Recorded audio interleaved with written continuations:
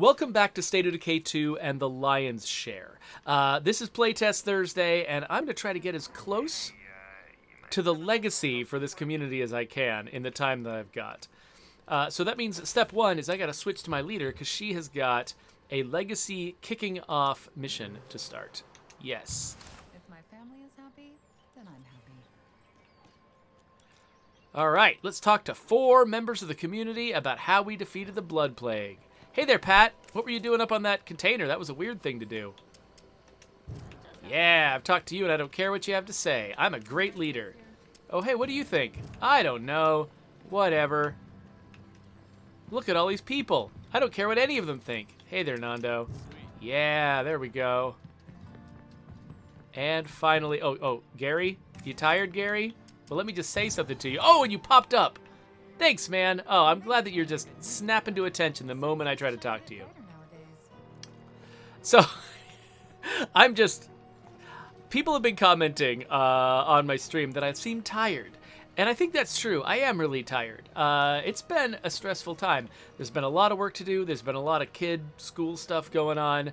And I am kind of tired.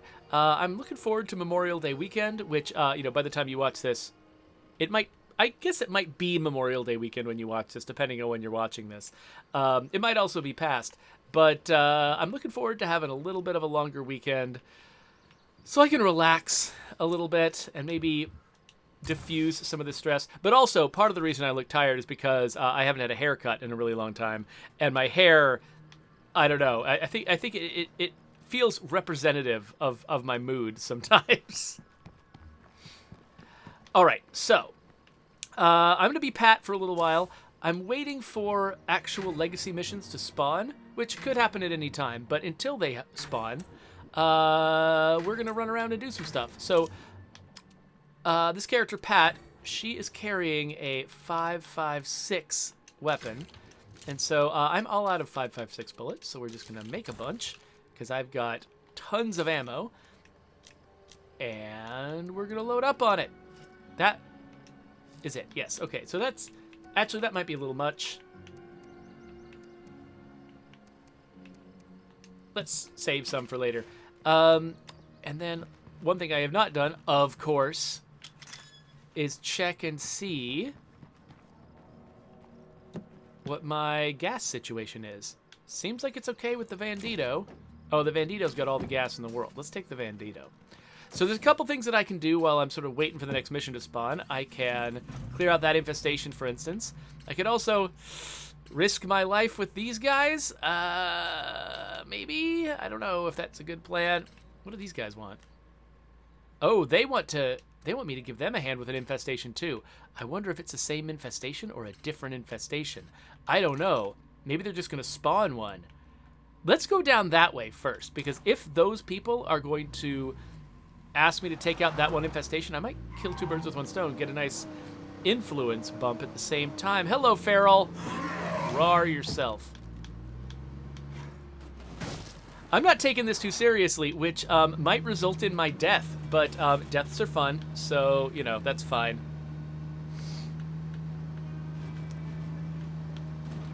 Let's see here. Oh, I'm reading the chat, and of course, running into zombies. I'm really lucky that wasn't a bloater. Trying to catch up. So Wizard491 showed up and said, lost my character with extremely low health because I demolished my fighting gem. Sad. Oh, I feel bad. Yeah, the fighting gem does give you a little bit of extra health. And then, oh, wait a minute.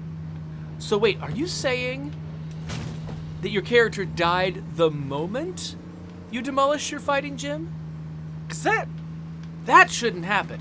The fighting gem, I think it raises everyone's max health. But if you lose... Okay, I guess if their max health was already down because of a bunch of injuries, and then they lost the max health bonus from the fighting gem, I guess that could happen. Because, yeah, in general, when we reduce your health, when we take away a health bonus, usually the expectation is that, that if you're injured, Not if you've lost max health, but if you're just injured and you've just got less health than you would normally have. Oh, there we go. We don't, you know, like say you've got a maximum of 100 health and you've only got 20 health left. And if we gave you like a health penalty of 20, we don't usually take down your the current health that you have. We'll just take down the maximum. And if you've already got injuries or like you're just, you know, missing health, we don't take that away. But if your max health was already down because of injuries and trauma, and then you lose a max health bonus, that might do that. Huh. That's interesting. That does feel like an area where... Let me write that down. That does feel like an area where... That might be an edge case we just want to avoid. Because, yeah, it feels weird that, like, somebody would die because you demolished a fighting gym. That feels odd. Fighting gym death? Question mark? All right, yeah, I'll write up a bug on that. Have people investigate it. That might very well be worth looking into.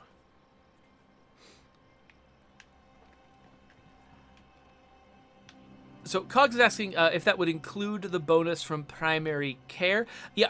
So, primary care, does that? I would need to look because, yeah, I think pretty much anything that gives you a health bonus.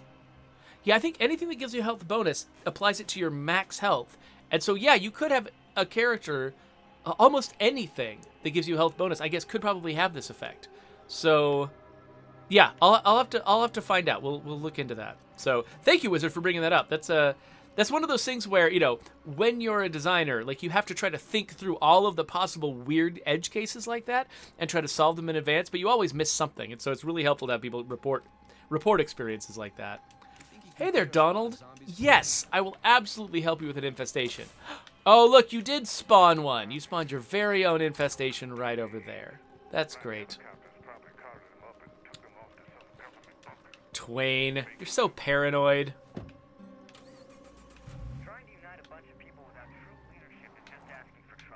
Alright, so let's head this way. And we're going to take out an infestation, and it's going to be great. Oh, man, there's bloaters everywhere. Keep bumping into bloaters.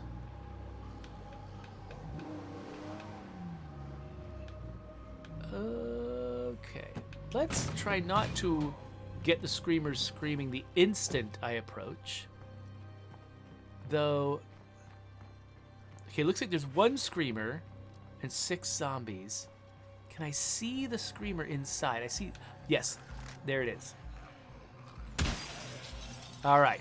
Screamer's taken care of.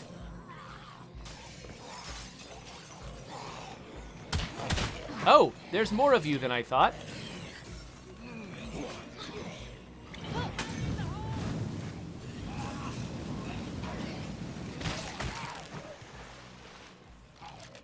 So I think she's got the compensating suppressor, which is a little less quiet than the other suppressors. And so it's entirely possible that by shooting these zombies, I'm actually attracting more attention than I think I am. Okay, so these zombies, they're not actually the zombie. Okay, there we go. I was going to say, they keep joining the infestation. I keep getting more and more zombies in this infestation, which is not helpful. Oh wait, this place hasn't been scavenged yet. I got some room in the trunk. So let's head in here and see what we can grab.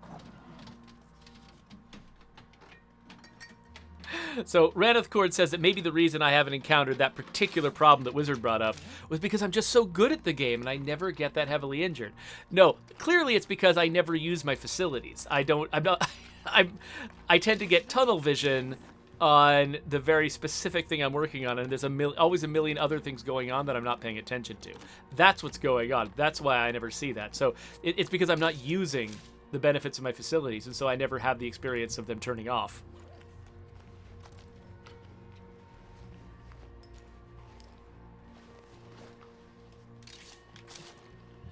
So yeah, Cogs has been listing more places, more things that might give you health bonuses. And actually, that's one of the things that I think we actually did pretty well, like in sort of the way that State of Decay 2 works under the surface.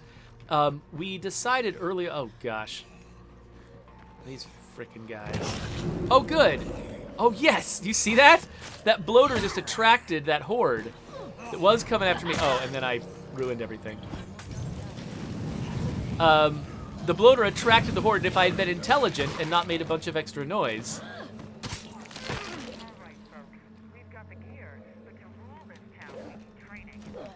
They would have kept going in that direction. I could have gotten away without having a big fight. But I'm having a big fight.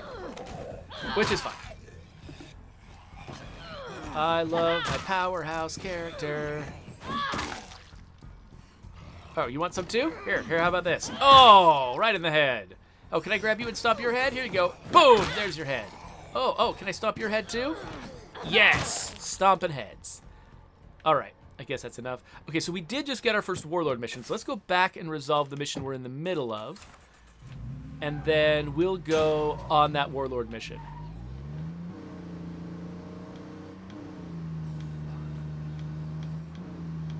Again, the bloater. Let's not get hit by that guy. That's right.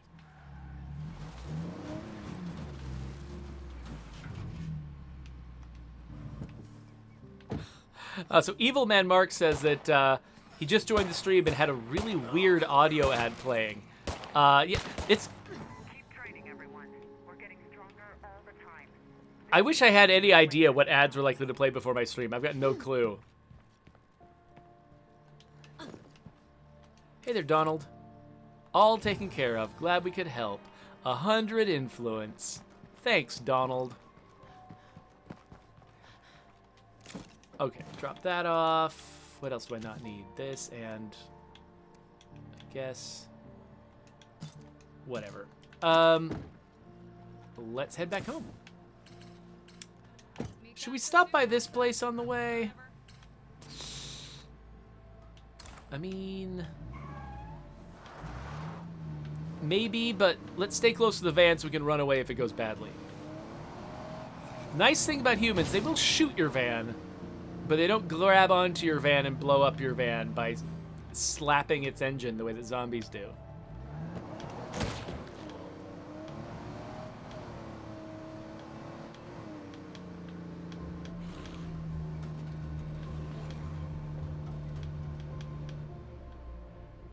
Oh, wait. Oh, those guys... Oh, they're outdoors. Oh, and they can already see me. Crap. What am I even doing? Okay, hold on. Are they going to attract some zombies to bother them? I've attracted some zombies to bother me. Okay. Oh, gosh. Oh, shoot! Welcome to the freaking nightmare zone. Holy crap. Only one left. That was a headshot and a half. Wow.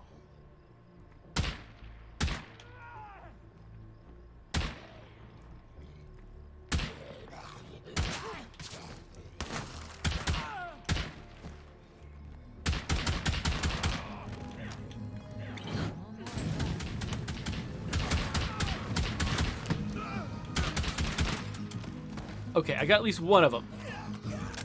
Oh, hey, that's my last magazine. You know what? Scent block would actually be a really good thing to use when get away. When fighting humans, because even though you're not in, oh crap.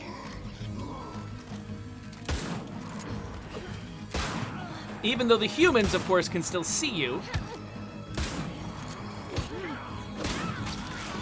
Get off! Even though the humans can still see you when you're using scent block. One of the biggest problems... Here, let's get out of here. Oh, get off. Get off. One of the biggest problems is zombie ads. Like, sometimes you can deal with humans... But it's the zombies that show up later that kill you. But, okay, we made it work. We got out of there alive, and with them dead, so...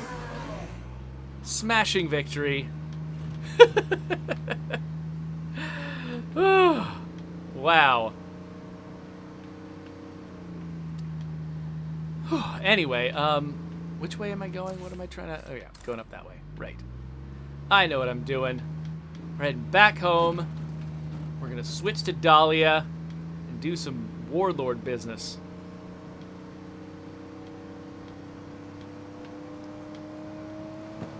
Oh, the Coalition is actually saying that maybe Scent Block might not actually be as great a move in those situations because, like, when you're making a bunch of noise, like if you're firing guns at humans, you can still attract zombies to the area, and if you get, like, really close to the zombies, they'll still attack you. I think I was imagining that maybe the zombies would be more likely to attack the other humans who are not wearing Scent Block. That'd be nice little distractions, but who knows? It could easily be that, because it's, like I said, I always forget to use everything. Facilities, consumables, whatever. So I'm not actually super well versed in the best ways to use Scent Block. So let's send that in. Let's grab this and this. Send that in and send that in. Let's refuel the Bandito. And then we're going to go and switch to Dahlia.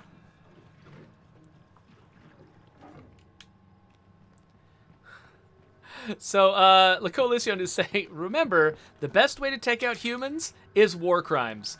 Specifically talking about the bloater gas grenade.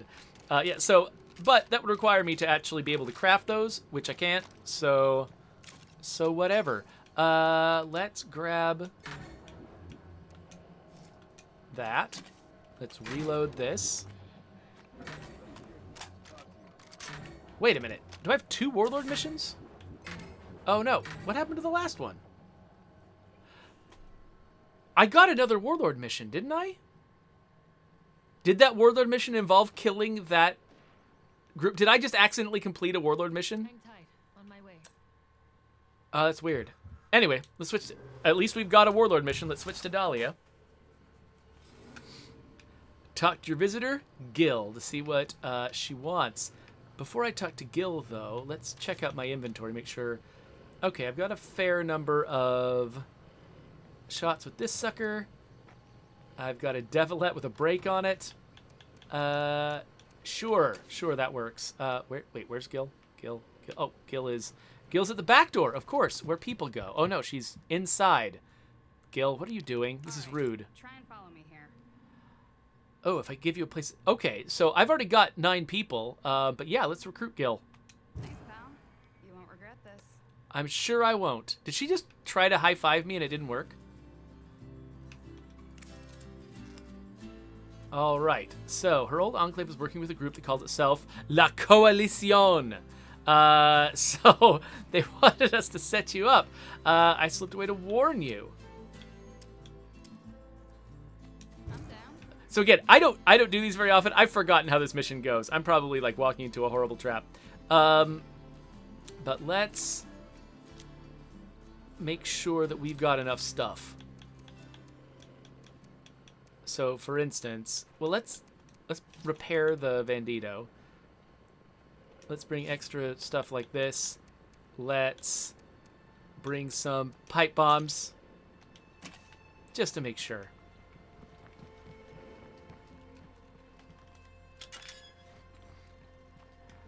All right, we'll fix the Bandito. Playing this nice peaceful music.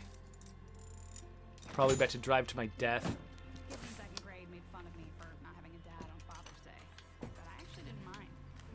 Oh yeah, they're over here. Okay, Mom would cool. always So take we me go for down, picnics turn every left, time and I go was all the way around. Cool. Sure beat having to make a card.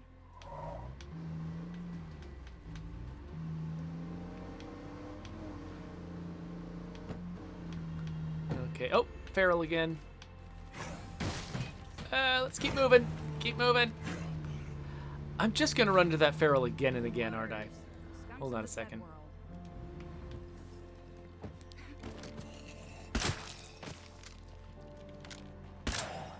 Nope. Keep coming.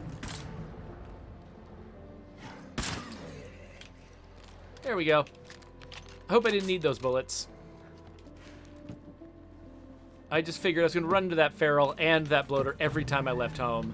Every time I got to that roadblock. It was a bad plan. Cogs asked if I have a backup Warlord to take over if I fail. I have got no idea. I have not examined that question at all. I'm just driving around corners like I don't have a care in the world.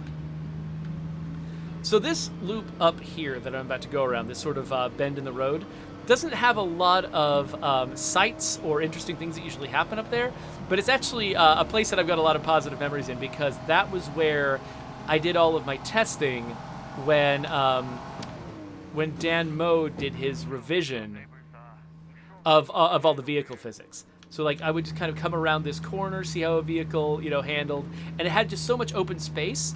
I would just do stuff like this and just try to, like, you know, drive around, like just try to spin around like that.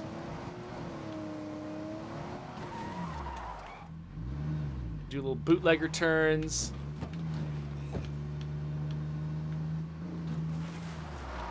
Like that. And basically, I wanted to make sure that I could do that with like every car.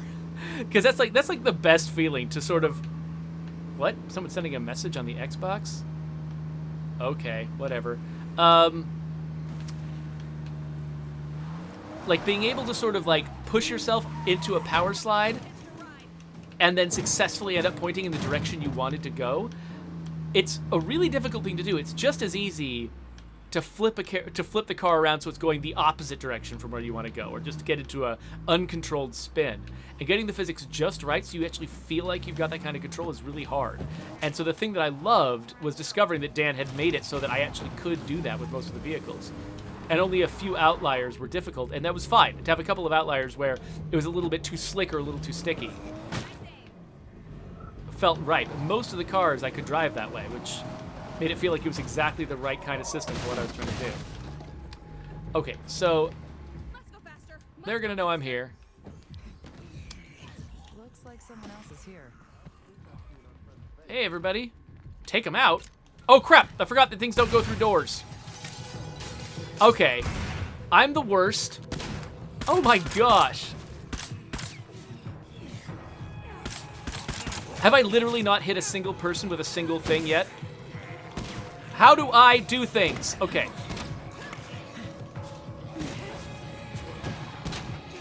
Freaking catch on fire. Oh my gosh, I'm doing the worst job. Oh, shut up.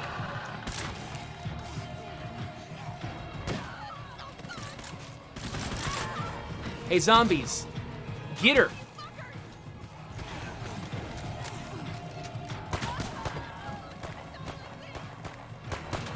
I literally can't hit a human standing on the ground.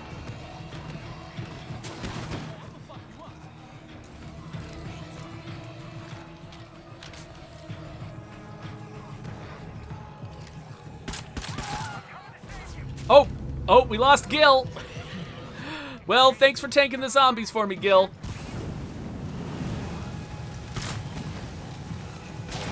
Appreciate it. How many of these people are there?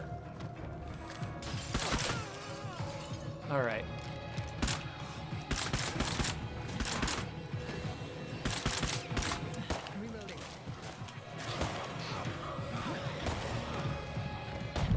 Dang it!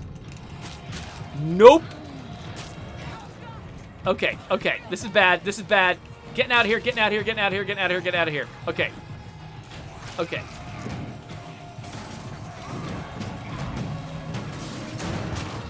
Knock the zombies silly.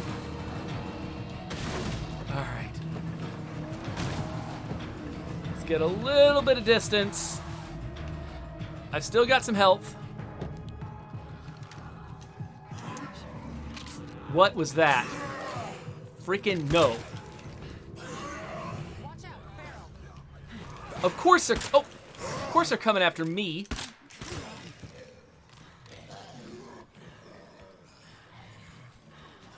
Okay, yeah, zombies. Do it! Take them down! Yeah, Feral. Eat him! Eat him! Yes! Okay, wait. Oh, now it'll be after me, won't it? We dealt with the threat, but we need to learn more about this coalition before they... Whew, okay.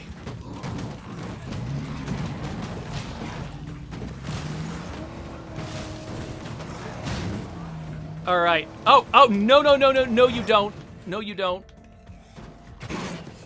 I'm over here now.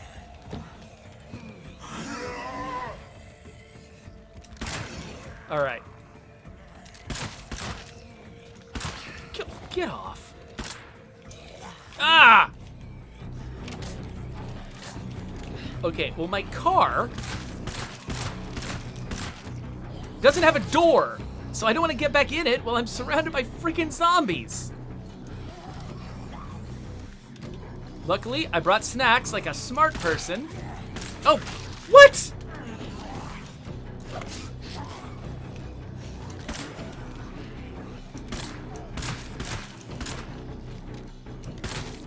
Okay. Almost out of bullets. This went so horribly wrong, and somehow I'm still alive. I don't know how. Oh, well, thank you, Gil. Thank you, Gil, for sacrificing your life for the good of the whole.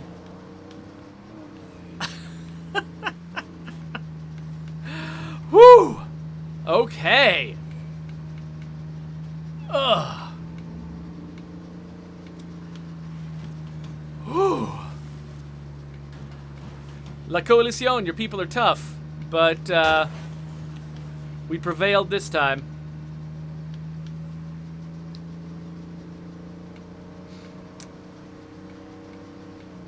Oh, so La Coalición is asking, what about, could we add a grave marker in the place where a character died, physically?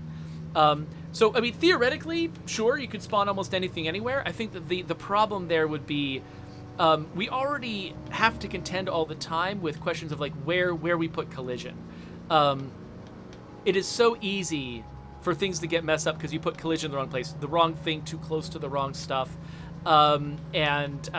People get wedged on it, people get trapped in places. It can mess up, like zombies' navigation, their ability to sort of path from one place to another. There's so many problems that collision can cause, and most traditional grave markers would have collision. There'd be like a cross standing up somewhere, or a stone, or a cairn, or something like that. Like, there's a lot of the traditional grave markers that people recognize as graves would be things you'd expect to have collision. So we'd probably want to avoid just basically letting a system automatically spawn stuff in arbitrary places just because that's where a character died. Just because there's so many weird things that could go wrong with that. I don't need to drop anything off. I didn't scavenge anything. I was just happy to be alive.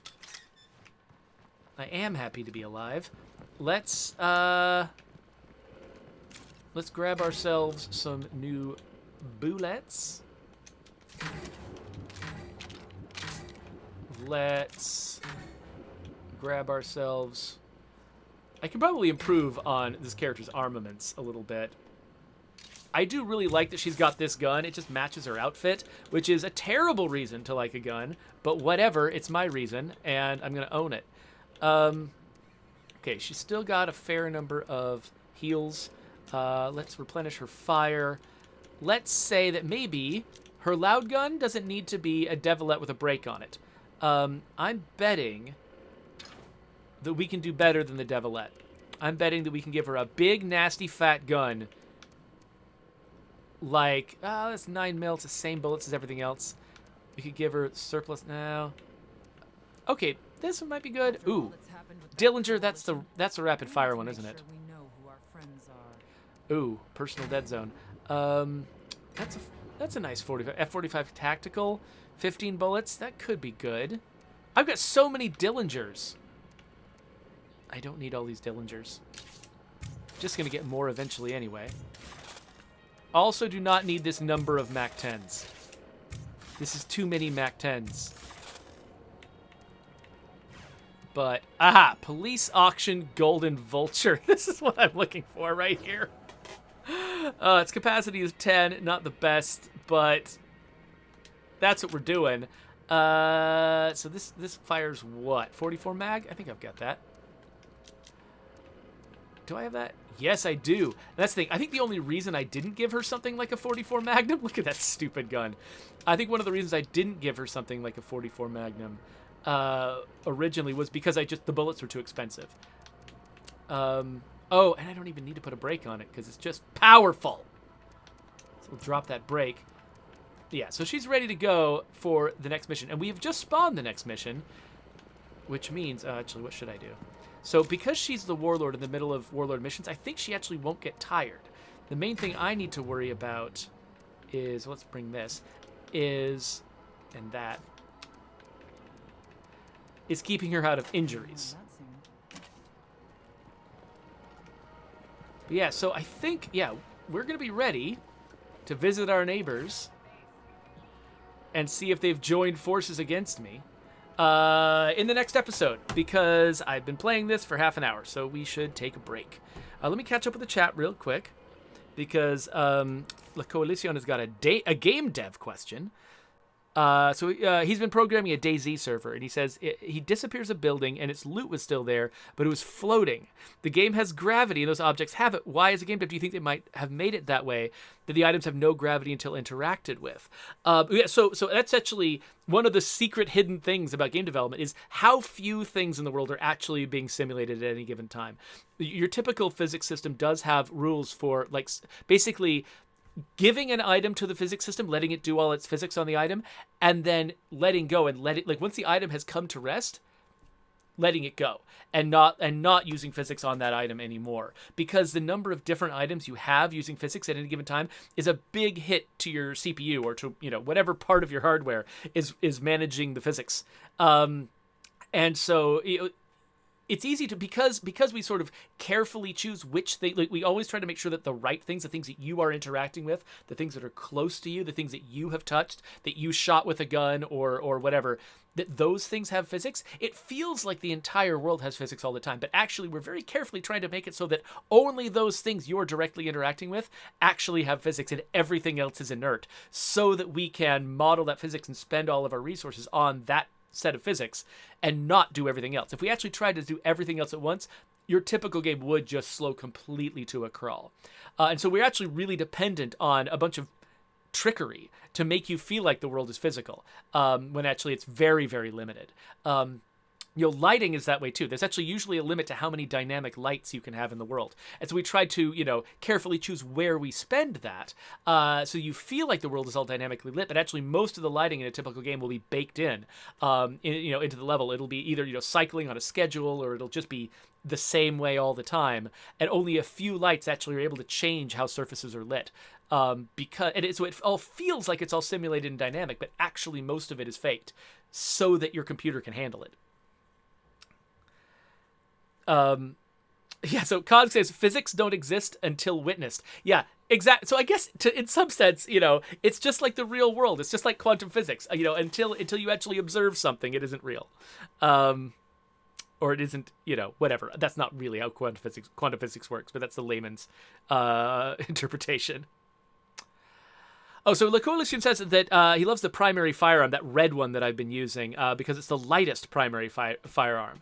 I think it might even be lighter than my secondary. Oh, that's an interesting question. Let's have a look at that in my inventory. So this one is 4.8 pounds, the big red assault rifle on my back, and this one is 4.5 pounds. So no, my Golden Auction Vulture, my Police Auction Golden Vulture is actually lighter, but only by a fraction of a pound. So, they're basically in the same league. So this thing on my hip that's made of, like, solid precious metals is almost as heavy as this large thing that's mounted on my backpack that's just made out of, like, red plastic. So, yeah, that's pretty funny. Anyway... The take says, prove to me that the real world doesn't work that way as well. Well, it does certainly seem that when we observe something and then stop observing it for a while and then observe it again, it does appear to have done all of the things it should have done in the intervening time. And so I think that's pretty good evidence that actually physics keeps operating when we're not looking at it. Though, I mean, I guess you could say that whatever simulation we're living in calculates all the intervening steps when we observe it again. But at that point, what's the difference between it being simulated all the time versus it being simulated only when we observe it? It's like you start getting into philosophical questions. And actually, I really like this sort of area of sort of conjecture where you're like, oh, what if the world is only simulated just to operate within the bounds of what we can see, and everything else is faked or not really there? And I'm like, does that matter? Probably not, actually. If the world is the same to us from our perspective, whether it's all real or not, I don't think that actually necessarily matters. And I'm kind of okay skating by not knowing the answer to that question. So Coalition is getting a little bit disturbed by the fact that I've got a tiger presenting its butt to the camera. And so maybe we should wrap up this episode. So here's a subscribe button for people who watch later on YouTube. We're going to make another episode right now, go on another Warlord mission, and that's going to be there. So go click on that, and I'll see you later.